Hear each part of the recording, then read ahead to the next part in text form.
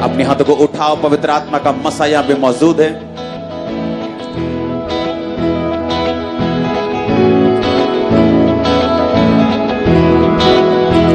आज खुद ये ऑयल जो आपको दिया गया है, आज खुद एंजल्स भी आपको ऑयल लगाएंगे। मैं आपको बता रहा हूं,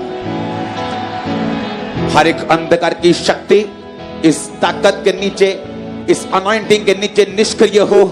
आपकी फैमिली लाइफ से, बॉडी से, सिस्टम से, स्पिरिट से, आमीन हो। चाहिए बरकत तुम्हारी हो, शैतान का नाश हो, उसकी सारी योजना यीशु मसीह के नाम से नष्ट हो। आमीन हो। चाहिए आशीष तुम्हारी है चर्च। अपने हाथों को उठाओ, जितना वचन बोलो मैं सुनूं, 100 गुना फलों को लेके आऊं। अंधकार की शक्तियां इन वचनों को चुरा ना सके। परमेश्वर तेरा वचन मेरी जिंदगी में कार्य करे। प्रभु यीशु मसीह के सामर्थी नाम में हम मांगते हैं, आमीन। ऊंचा आशीष तुम्हारी चर्च।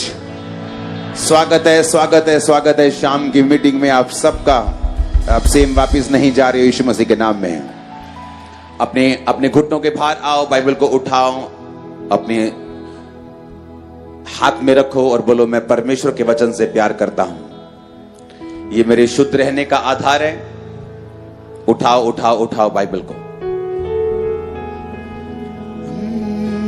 तेरी सोहबत में मज़ा भारी है, तेरी कुर्बत में शिफा सारी है। क्वायर के लिए परमेश्वर की तारीफ करो, सब जन क्वायर के लिए खुदाबंद की तारीफ करो ऊंची आवाज में। हालेलुया। बाइबल को उठाओ, अंगीकार करो। तेरा वचन आज जो मैं सुनूंगा 100 गुना फलों को लेके आऊंगा। मैं इसे इग्नोर नहीं करूंगा। तेरा वचन कहता है जब किसी ने वचन को इग्नोर किया है, समय आने पर, इमरजेंसी आने पर परमेश्वर ने उसको इग्नोर किया है। परमेश्वर मैं तेरे वचन को इग्नोर ना करूं, ताकि तू भी समय आने पर मुझे इग्नोर ना करे। उठाओ हाथों को थैंक यू जीसस बोलते हुए हिलाओ हिलाओ हिलाओ हिलाओ हिलाओ हाथों को।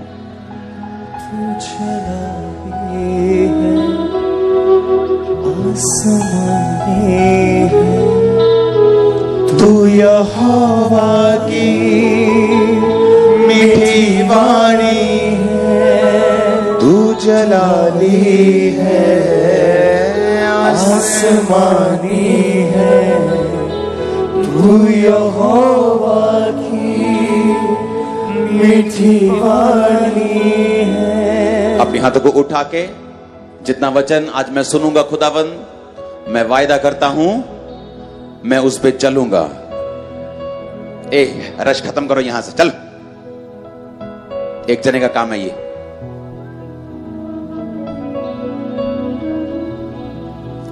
उठाओ अपने हाथों को, थैंक यू जीसस।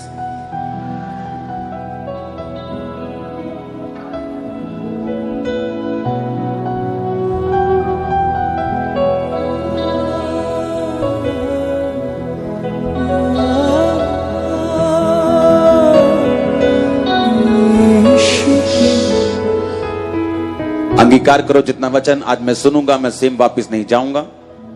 मैं उसे सुनूंगा, समझूंगा और फलों को लेके आऊंगा।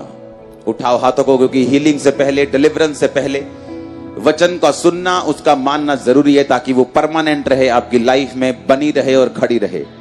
उठा के हाथों को वचन के लिए प्रार्थना करो कि परमेश्वर तेरा वचन मैं मानूं, सुनूं, फल लेके आऊं।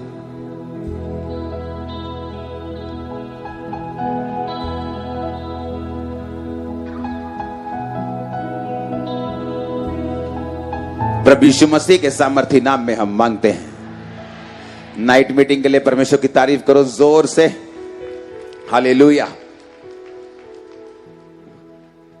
सुबह के वचन को कंटिन्यू करेंगे हम, लेकिन ये अलग विषय पे होगा, लेकिन वचन वही है। मलाकी 2 उसकी 14 से 16 आयत, मलाकी 1 उसकी 2 से 5 आयत, प्रेरितों के काम 8 उसकी 1 आयत, मलाकी 2 उसकी 2 से 3 आयत, फिलिप्पियों 1 उसकी 12 से 18 आयत। जितना भी वचन परमेश्वर ने आपको दिया है, बाइबल से आपको सुनाया है, आपको फॉलो करने के लिए दिया है, वो सारा आप ही की ब्लेसिंग के लिए है। आमीन। ऐसा एक भी वर्ड नहीं है जो परमेश्वर ने या सिर्फ किसी के लिए दिया हो या आपके लिए ना दिया हो या आपके फायदे के लिए जो ना हो। अपने हाथों को उठाओ, बोलो ये वचन मेरे फायदे के लिए है, इसे मैं सुनूंगा और फलों को लेके आऊंगा। फ्लैट करो इसको और मेरे पीछे बक्सों की आवाज कम करो, ऊंची आवाज में। जितना मैं सुनूंगा 100 गुना फलों को लेके आऊंगा।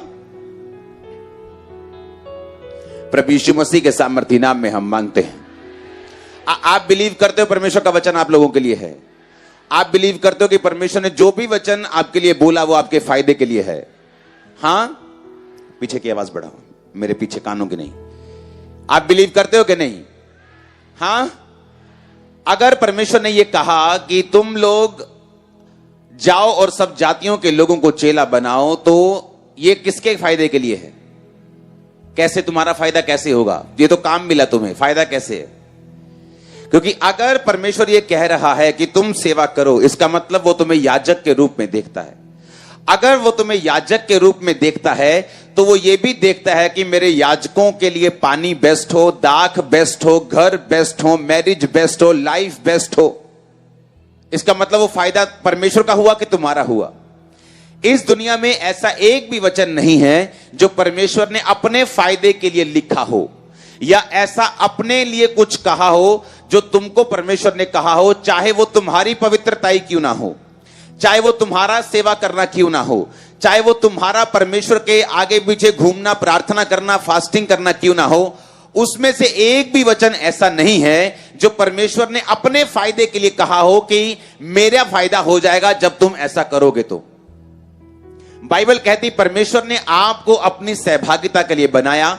बाइबल कहती परमेश्वर ने आपको इसलिए बनाया कि आप परमेश्वर के साथ संगति कर सकें और उसका सारा फायदा आप ही को वापस मिल सके। आमीन।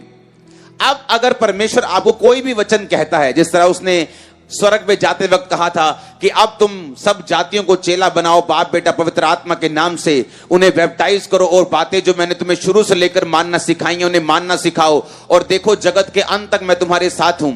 इसका मतलब परमेश्वर ने तुम्हें इसलिए कहा था ताकि वो तुम्हें याजक पद दे सके, तुम उसकी सेवा कर सको, वो तुम्हें बेस्ट से बेस्ट दे सके, वो तुम्हें इजरायलियों की तरह सुरक्षित रख सके।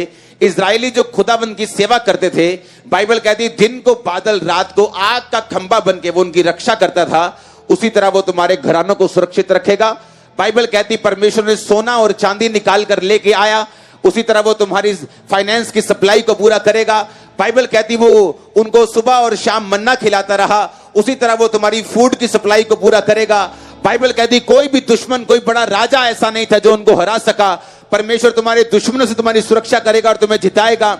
ये सारे वायदे इजरायलियों के साथ थे, बाइबल कहती है, और परमेश्वर ने इजरायलियों को अपनी सेवा करने के लिए चुना था। इसलिए परमेश्वर ने कहा था यहोशू को, और यहोशू ने लोगों को कि तुम चुन लो तुम किसकी सेवा करोगे। उसने याजकों को नहीं बोला था, सब लोगों को बोला था कि तुम चुन लो तुम किसकी सेवा करोगे, लेकिन मैं तो अपने घराने समेत यहोवा की सेवा करूंगा। आमीन। और सबको बोला था, उसने सिर्फ याजकों को नहीं, सबको बोला कि तुम चुन लो तुम किसकी सेवा करोगे, लेकिन मैं तो अपने घराने समेत यहोवा की ही सेवा करूंगा। लेकिन इसका मकसद परमेश्वर को फायदा पहुंचाना नहीं। जब ये मेंटालिटी से हम आजाद होंगे कि हम परमेश्वर के आगे आगे भागे, वो हमारे पीछे पीछे भाग रहे कि हम उसकी सेवा करें, यह सही गवाही नहीं। कि मैं सेवा नहीं करता, प्रभु मेरे पीछे पीछे भागता था कि सेवा कर सेवा कर, ये राइट टेस्टिमनी नहीं।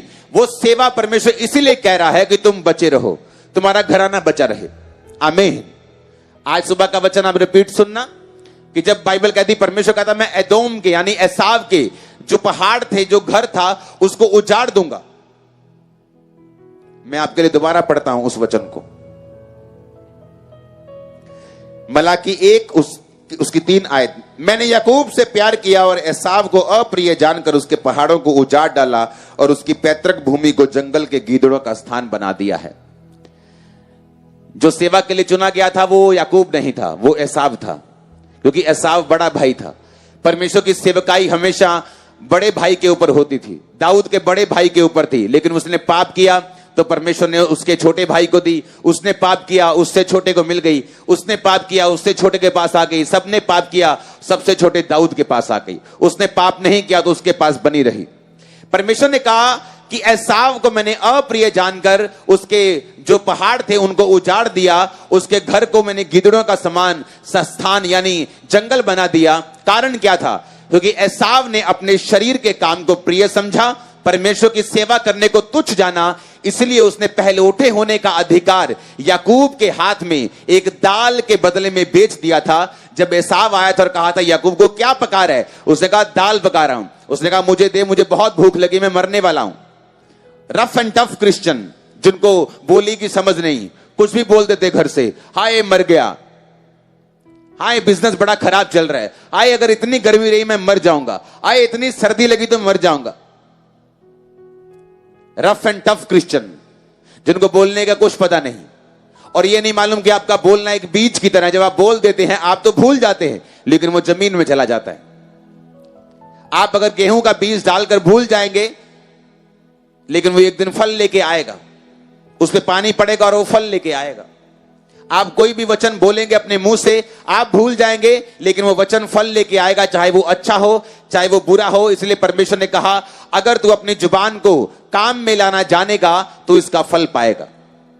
एसाव उसी तरह का क्रिश्चियन था, जुबान पे कोई कंट्रोल नहीं, रफ एंड टफ क्रिश्चियन, डोलों पे भरोसा था। बाइबल कहती रुआर रुआर मनुष्य था, बालों वाला मनुष्य, बड़ा मैनली सा बंदा था, वो मर्द सा बंदा जिसे बोलते हैं, हाँ हट्टा कट्टा सा, डोलों वाला, बालों वाला बंदा। और परमेश्वर के सामने उसने गुनाह किया, अपनी ताकत में भरोसा रखा, पहलौठे होने का अधिकार बेच दिया, परमेश्वर ने वो याकूब को दे दिया। और तब भी कितने साल वो आशीषित रहा बिना सेवा के भी। लेकिन बाइबल कहती परमेश्वर विलंब से क्रोध करता है। अगर आज वो आपको सेवा के लिए बुला रहा है, आप नहीं करते, 20 साल हो सकता, 30 साल कुछ ना हो, लेकिन एंड बहुत बुरा होगा, क्योंकि वो सेवा आप ही की सुरक्षा के लिए परमेश्वर कह रहे हैं, उसका अपना फायदा उसमें कोई नहीं। क्योंकि बाइबल कहती जब एक जन सेवा को छोड़ देता है, परमेश्वर उससे अच्छा उस सेवा के लिए चुन लेता है, उसकी सेवा कभी नहीं रुकती। अगर एक डिपार्टमेंट को कोई छोड़ देता है, उससे अच्छा बंदा उसको फिल करता है। हमने देखा है अपनी लाइफ में, कोई डिपार्टमेंट ऐसा नहीं जो किसी ने छोड़ दिया हो और उससे बेटर पर्सन ने, नीचे नहीं, उससे 19 नहीं, उससे 21 भी नहीं, उससे 31, उससे 41 वाले बंदे ने उसको फिल किया होगा। आप मेरी बात समझ रहे कि नहीं? ये परमेश्वर की सेवकाई है। वो बताता है कि जब आप इसे करेंगे डिलाइटफुली, खुश होके, आनंदित होके, तो परमेश्वर आपको बरकत देगा, वो आपको लॉन्ग प्लान देगा, वो आपको परमानेंट ब्लेसिंग देगा, वो आपके परिवार के बारे में सोचेगा, वो आपकी सप्लाई को पूरा करेगा, वो आपके दुश्मनों को हराएगा, वो आपके फाइनेंस का इंतजाम करेगा, वो आपके बीमार को आपको नहीं होने देगा, बीमारियों को दूर करने का इंतजाम करेगा। आमीन। अगर टेंट से बाहर है, ये बरकत आपकी है चर्च। हालेलुया। और सेवा हर बंदे के लिए है, सिर्फ मेरे लिए नहीं, सिर्फ वॉलंटियर्स के लिए, क्वायर के लिए, कैमरामैन के लिए नहीं, यहां बैठे एक एक जन के लिए है। अगर आज आप पहली बार आए हैं, वो आपके लिए भी है। आप समझने में 2 साल लगा दें, 1 महीना लगा दें। मैं जब परमेश्वर में 3 महीने का था, मेरी सेवा शुरू हो गई थी। मैंने लोगों के लिए प्रार्थना करनी शुरू कर दी, पास्टर को इधर ले जाओ, दरी बिछा दो, गाना गा लो। क्वायर का मैं मेंबर था, क्वायर में गाता था, तो मेरी सेवा शुरू हो गई। आपको अपनी सेवा करनी है, किसी भी डिपार्टमेंट में करो, कहीं भी करो, सुसमाचार में करो, लोगों को बताने में, बीज बोने में, प्रार्थना करने में, उपवास करने में, चल के जाने में। आप कभी कभी कभी अपने आप को पीछे नहीं देखेंगे अगर आप परमेश्वर की सेवा करेंगे तो। चेलों ने पूछा हम तेरी सेवा के लिए सब कुछ छोड़ के तेरे पीछे हो गए, फलाने ने अपनी सरकारी जॉब छोड़ दी, देख परमेश्वर टैक्स कलेक्टर था, तेरे पीछे आ गया। मेरा फिश का बिजनेस था, फलाने का दर्जी था, इसने तो अपनी जॉब छोड़ दी, ये अपनी फैमिली इसकी नाराज हुई बैठी है, फलाने बंदे ने तो सारा काम छोड़ के तेरे पीछे हो गया, तो इन्हें क्या मिलेगा? परमेश्वर ने कहा ऐसा एक भी नहीं, नोबडी, जिसने मेरे लिए खेतों, माताओं, बहनों, बच्चों को छोड़ दिया हो, घरों को छोड़ दिया हो, और इस समय अनंत जीवन के साथ सताव के साथ 100 गुना ना पाए, एक ऐसा एक नहीं। परमेश्वर ने कहा आपको छोड़ देंगे, वो आपको देगा। चेलों ने गुस्सा किया जब परमेश्वर के पांव के ऊपर 200 दिनार का इत्र फेंक दिया। अगर आज मैं उसकी वैल्यू लगाऊं तो वो इत्र 1,80,000 का था। आज अगर एक बंदे की दिहाड़ी 500 रुपए भी लगाएं, अगर 500 को 30 से गुना करें, 15,000 गुना 12 करें, 1,80,000 के करीब अगर 31 दिनों का भी जोड़ लें तो उसकी वैल्यू बनती थी उस इत्र की। जब उसको पांव में डोला गया तो चेले बोले कि इसको क्यों सत्यानाश किया गया? परमेश्वर ने कहा नहीं, तुमको जब मैं गाड़ा मारा जाऊंगा तुम्हें मुझे आकर संडे मॉर्निंग इत्र लगाने का टाइम नहीं मिलेगा, क्योंकि लोग इत्र लगाते थे मुर्दे के ऊपर। इसने मेरे मरने से पहले इत्र लगा दिया है। और दूसरी बात, मुझ पर डोला गया तुम्हारा कैरियर, तुम्हारी लाइफ, तुम्हारा बिजनेस कभी व्यर्थ नहीं होगा, सदा इसका नाम लिया जाएगा। अगर आज मैं आपसे बोलूं 12 चेलों के नाम बताओ, आप में से 99% लोग 12 चेलों के नाम नहीं बता पाएंगे, लेकिन इस इत्र का डोलने वाली का नाम अगर मैं पूछूं तो आप बता पाएंगे। परमेश्वर ने कहा जब जब मेरा सुसमाचार सुनाया जाएगा, इस बात की चर्चा तब तक की जाएगी जब तक मैं दुनिया में वापस नहीं आता तुमको लेने के लिए। यह सेवा का मोल था। परमेश्वर के ऊपर उंडेला गया कुछ भी फालतू नहीं। मैं वो इंसान हूं जो अपना 20% बोता था, सिर्फ कैश में 20%, बाकी अपने चर्च के जो खर्चे होते थे चर्च के ऊपर, पास्टर्स के ऊपर, वो अलग करता था। और दूसरे लोगों के लिए मैं एक मूर्ख था। उन्हें लगता था कि अमीर बंदा है, पैसा है, इसके पास वैल्यू नहीं है, इसको मालूम नहीं है कैसे खर्चते हैं पैसे को। हम कमाते हैं, हमें मालूम है, उन्हें यह नहीं मालूम है। मैं भी काम करता था 5 बजे तक, सुबह के शाम के 5 बजे तक पूरा काम ईमानदारी से, बिना चोरी के, हर एक चीज को पूरे दिल से करता था। और जो पॉकेट मनी मिलती थी, जो पैसा मिलता था, उसका 20% मैं देता था। उन्हें लगता कि मैं मूर्ख हूं, लेकिन आज उन्हें मालूम है कि मैंने क्या किया और आज मेरे पास क्या है और परमेश्वर कहां लेके आ चुका है और कहां लेके जा रहे हैं। उनके सपने में भी नहीं था कि परमेश्वर इतना बढ़ा सकता है। उसकी तरफ से परमेश्वर से उसके साथ किया गया बीज, उसको दिया गया कुछ भी। परमेश्वर ने कहा सुलेमान मैं तुम्हें इतना दूंगा, किसी को नहीं दिया होगा। ऐसा नहीं है कि परमेश्वर ने उसके साथ कोई इमोशनल वादा किया। उसके बाप ने पर्सनल सीड बोया था 20,000 करोड़, आज तक का सबसे बड़ा सीड था वो। परमेश्वर ने कहा तूने आज तक का सबसे बड़ा सीड दिया है, मैं आज तक का सबसे अमीर आदमी तुम्हें बनाऊंगा, तू मुझे हरा नहीं सकता। तूने मुझे भवन दिया, मैं तुझे बड़ा घर दूंगा। तू मुझे कुछ भी देगा, 1 कार देगा, मैं 10 कार दूंगा। कितने मेरी बात को समझ रहे हैं? आप उसको हरा नहीं सकते, आप यीशु मसीह को बीट नहीं कर सकते। आप उसे 1 लाइफ देंगे, वो 100 जिंदगी जैसी एक जिंदगी देगा। आप उसे 1 घर देंगे, वो 100 घर वापिस करेगा। उसने कहा एक भी जन ऐसा नहीं जिसने मेरे लिए कुछ छोड़ दिया हो और 100 गुना ना पाए। आप क्या बात करते हो? वो चैलेंज करता है आपको, कहता है एक भी नहीं। बोलो एक भी नहीं। एक बोलो अपने पड़ोसी को, साथी को देखा, बोलो एक भी नहीं। आप बोलेंगे एक भी नहीं? यस, एक भी नहीं। ताकि जब स्वर्ग में वो बंदा जाके ये ना बोले कि परमेश्वर मैंने तुझे हरा दिया, मैंने तुझे ज्यादा दिया और तूने मुझे कम वापस किया। परमेश्वर किसी से हारता नहीं। हर बंदा स्वर्ग में जाके बोलेगा प्रभु मैंने तुझे जितना दिया तूने हजारों गुना वापस किया मेरे को। आमीन।